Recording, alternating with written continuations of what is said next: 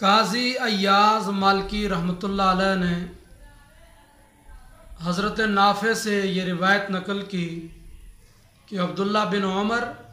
رضی اللہ تعالیٰ عنہما کان اذا قادم من سفر، جب بھی سفر کر کے مدینہ شریف میں آتے تو صلی سجدتین فی المسجد، تو سب سے پہلے مسجد کے اندر 2 رکعت نماز ادا فرماتے۔ جب 2 رکعت نماز ادا کر لیتے تو اس کے بعد ثم یات النبی صلی اللہ علیہ وسلم، پھر حضور کی بارگاہ میں حاضری دیتے۔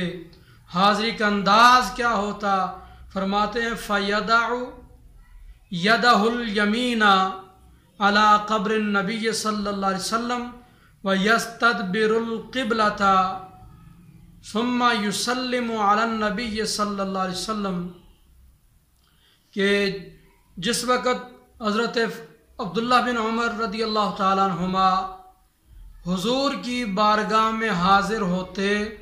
تو اپنی پشت مبارک قبلہ شریف کی طرف کر کے، اپنا رخ حضور کی طرف کر کے،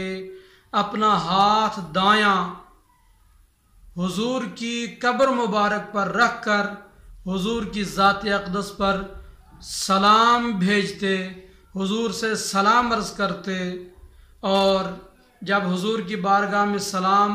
عرض کر لیتے تو اس کے بعد